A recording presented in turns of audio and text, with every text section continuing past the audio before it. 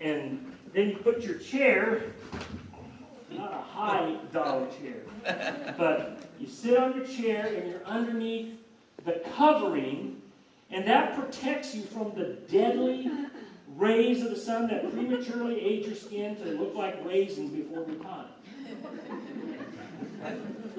I'm over dramatizing, but then when the clouds come over and it begins to rain, what does the covering do? It protects you from the rain. That's the covering that's over you. But in the first verse it says, they who dwell in the shadow of the Almighty. You know, when you're in the shadow of something, it implies that you're close, right? Whatever is making the shadow, you're not far from that, or you're not in the shadow anymore. And so if I choose to get up and to go, in the water or something like that, I'm also choosing to get away from the covering that's protecting from the sun. It's the same in this illustration with the Lord. He says we have to dwell there. And so let's go to the application. And before we do, I want to point something out that's pretty obvious. Many of you, I'm sure, have already thought and felt this as we're reading. You're like, yeah, but it's just not true. I've experienced this tragedy. I've experienced this hurt. Right? And we're going to address that in just a moment. But I want to look at the application of how we get to this shelter. And verse 9 and 10 talks about that. David says, if you say, that's speaking with your mouth, the Lord is my refuge, and you make the Most High your dwelling, no harm will overtake you. No disaster will come near your tent. So, A for application, 1, confess the Lord.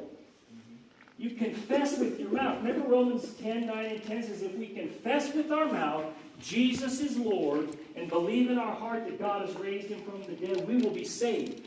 That salvation is for eternity, but that salvation is for today. Sometimes as believers, we just think of, the Lord as something for when we die. Salvation begins the moment we're born again, and we're saved in many, many ways all the way through. So we have to confess it with our mouths. The Lord is my refuge. But then again, as I said, then there's this other experiential voice that says, yeah, but, right?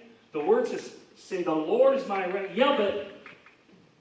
And sometimes we learn to focus on the yeah buts, and there are around, there are plenty, instead of what the word says. Yeah, but we need, yeah, but. And we become these skeptics. Yeah, but. Yeah, but. Yeah, but. Yeah, but. And I understand, personally, these objections, and I want to comment on them. Two comments. Number 1, most of the time, God does keep us from calamity. Most of the time. John Calvin says this, when we look back at our life from the perspective of eternity, we are going to see that the power of Satan was so great, that the weakness of our flesh so feeble, and that the hostility of the world was so strong, that every day of our lives, if God had not intervened, we would never have made it through a day. Pretty profound by Calvin. In other words, when we're in the midst of our situations, the trials, the things that don't go right, they're huge. But we miss the many, many, many things, and we can dishonor the Lord by not focusing on the many things. That's why he says in Philippians, whenever you're facing anxiety, give it to the Lord, but be sure to be thankful, because he protects us so many times. Second thing I want to point out, when God does allow something hurtful to come into our lives, he is there to strengthen and to help us bear it.